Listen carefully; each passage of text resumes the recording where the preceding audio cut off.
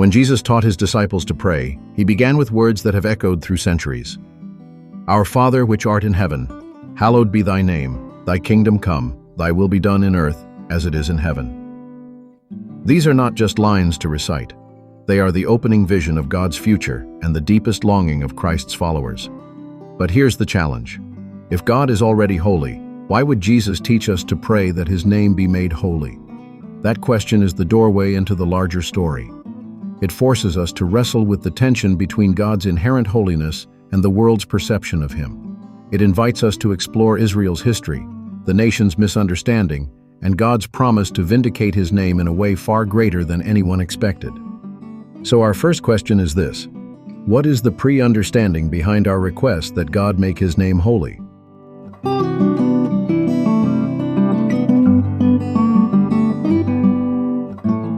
Our text today is Matthew 6:9-10, where Jesus begins his model prayer with these words: Our Father which art in heaven, hallowed be thy name. Thy kingdom come, thy will be done in earth as it is in heaven. These opening lines are not three separate requests, but a unified vision of God's holiness, his reign, and his will revealed on earth. As we reflect on them together, we will see why Jesus taught his disciples to make this their first and primary concern in prayer. The word hallowed is an older English term that literally means to make holy, or to set apart as sacred. When Jesus teaches his disciples to pray, "Hallowed be thy name," he is not simply asking them to acknowledge God's holiness, but to plead with the Father to act in history so that his name will be recognized as holy. In other words, this petition is a request. Father, make your name holy. It is a prayer for God to vindicate himself before the world, to reverse the dishonor his name has suffered, and to bring about the day when all nations will see and revere his holiness. When Jesus teaches his disciples to pray, "Hallowed be thy name, thy kingdom come, thy will be done in earth as it is in heaven," he is not presenting three separate concerns, but three inseparable aspects of one great reality. At the very same moment that the Father makes his name holy, vindicating himself before the watching world, his kingdom will be revealed, and his will accomplished on earth as it is in heaven. These petitions rise together as a single vision, the day when God's holiness, God's reign, and God's will are all openly displayed, aligning creation with heaven's order.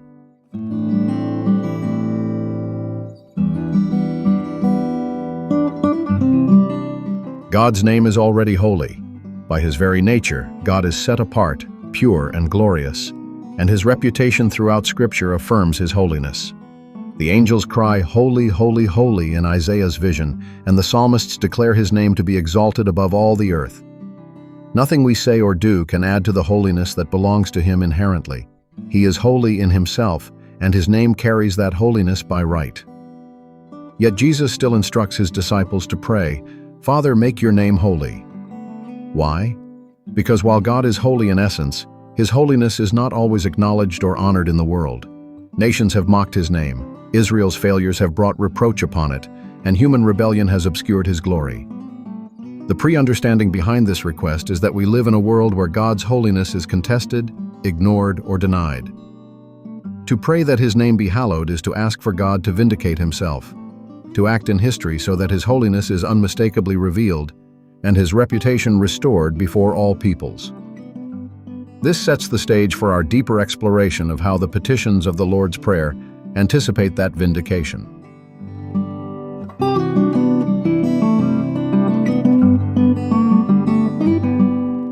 Paul's words in Romans 2 build to a sobering conclusion. After exposing the gap between Israel's calling and their actual practice, he writes, "You who boast in the law, through your breaking the law, do you dishonor God? For the name of God is blasphemed among the Gentiles because of you, just as it is written." Paul's words in Romans chapter 2, verses 23-24, confront Israel's history with piercing honesty. He is not speaking as an outsider hostile to his people, but as a Jewish man reflecting on his own heritage, to show that even those entrusted with the law have failed to honor God, and therefore all alike stand in need of grace.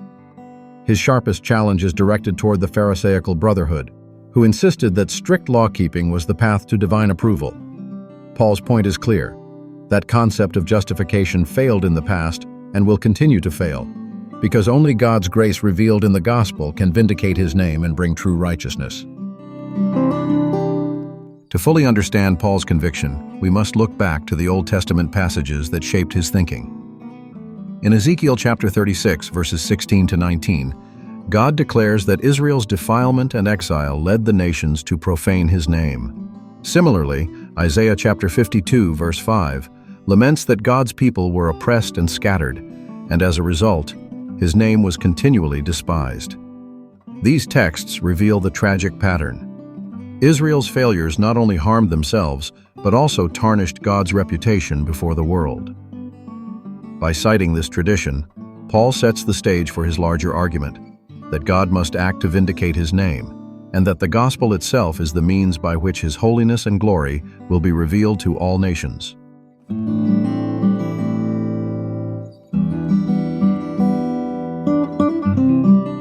Most people read Paul's words as if the logic were simple. God's children disobeyed, so God looked bad. That explanation makes sense to human reasoning because we know how a father's reputation can be tarnished by his children's behavior. But that perspective is limited. It reduces God's holiness to the fragile honor of a human parent, as though his name were merely at the mercy of his people's failures. I will argue differently.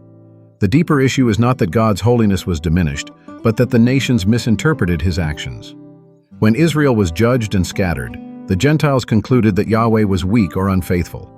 In reality, God was acting in perfect holiness, but the world misunderstood.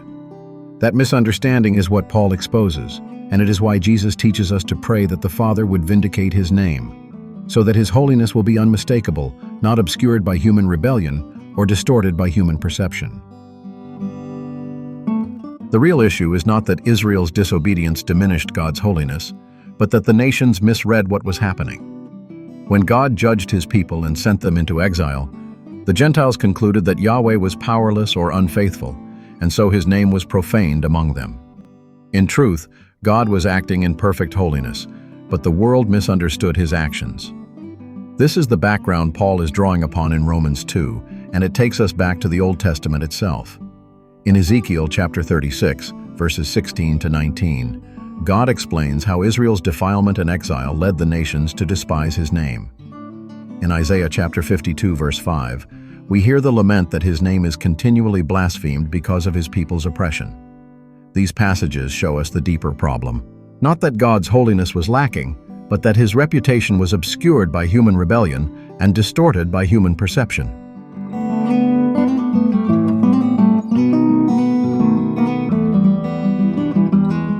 Let's change our perspective and read God's words as if he were the author of a grand narrative. In the art of storytelling, we begin with exposition, then an opening conflict, and the tension builds toward a turning point, the climax. In this mega-narrative, Israel's disobedience and God's punishment through exile form that opening conflict. The nations watch, and they misinterpret what is happening. They assume Yahweh has been defeated, that his holiness is compromised, and so his name is profaned among them. But in reality, this is the setup for the turning point of the story. That turning point comes when God declares that he himself will act to vindicate his name. Ezekiel 36 shows us that God's response is not simply to restore Israel for their sake, but to sanctify his name before the nations. Isaiah 52 echoes the same theme. Though his people are oppressed and his name despised, God promises to intervene so that the world will see his glory.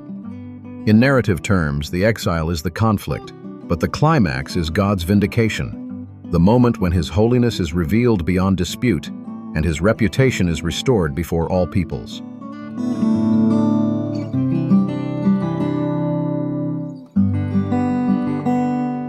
In the ancient world, it was commonly believed that the gods were territorial, each ruling over a specific land or people. Victory in war was interpreted as proof that a nation's god was strong, while defeat suggested that the enemy's god was more powerful. From this perspective, when Israel was conquered and sent into exile, the nations concluded that Yahweh had been defeated. His name was profaned because it appeared that he could not protect his people from their enemies, and so his reputation was diminished in their eyes. But this apparent defeat is only part of the story when we read it as a grand narrative.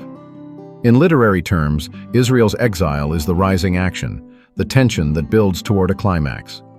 What the nations mistook for Yahweh's weakness was actually the setup for his vindication. The turning point comes when God himself acts to sanctify his name, proving before all peoples that his holiness and power are beyond dispute. Far from being defeated, Yahweh was preparing the stage for the moment when his glory would be revealed among the nations.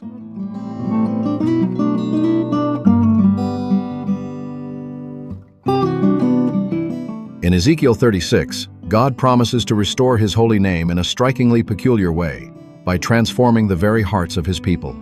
He declares that he will remove their heart of stone and give them a heart of flesh, tender and responsive to him. Elsewhere, he expands this promise by saying he will write his law upon their hearts so that they will finally keep it as he intended. This is not merely external reform, but an inward renewal, a divine act that ensures obedience flows from love rather than compulsion. It is God himself who will accomplish what Israel could not, and in doing so, he will vindicate his holiness before the nations. But this raises an important question. Why did God not do this from the very beginning?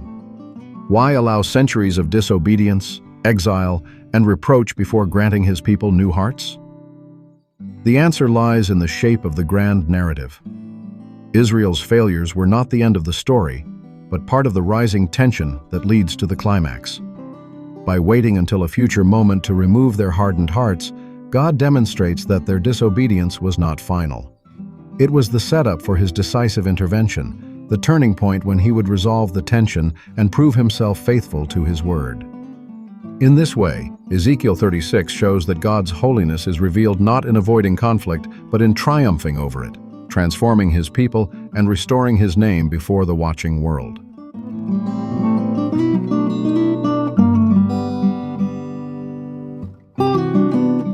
From the perspective of the ancient world, the expectation was straightforward. Gods proved their strength through war. If Yahweh were to vindicate his name, the nations assumed it would be by defeating Israel's enemies in battle and restoring his people through military triumph. And indeed, Scripture affirms that God will ultimately overcome his enemies. But this is not the full picture. Yahweh is not merely El Shaddai, the strongest among many competing deities. He is the transcendent creator, the God of all reality, whose power is not limited to the battlefield, but reaches into the very core of human existence. The profundity of God's promise in Ezekiel 36 is that his vindication will come not only through outward deliverance, but through inward transformation. Just as he sanctifies individuals by reshaping their spirits, granting faith, hope, love, and integrity, he will one day perform this miracle on an entire nation at once. Israel's hardened hearts will be replaced with hearts of flesh, tender and responsive to him, so that obedience flows freely and willingly, without hesitation or duplicity. This is a kind of victory that no ancient worldview could have imagined. A triumph not of arms but of grace, where God's holiness is displayed in the renewal of his people. At the climax of the grand narrative, this transformation will coincide with the coming of God's kingdom and the fulfillment of his will on earth. His sanctified people will embody his reign, living as a testimony to his glory before all nations. In that moment, God will prove that his name is not simply stronger than rival gods, but exalted above every so-called reality-shaping power. His vindication will be cosmic, demonstrating that he alone is the creator who can shape both history and the human heart. This is the ultimate resolution of the tension. God's holiness revealed, his kingdom established, and his will done on earth as it is in heaven. We're building a space for honest, grace-filled discovery. If that sounds like something you want to be part of, subscribe and click the bell to stay connected. Thanks for watching.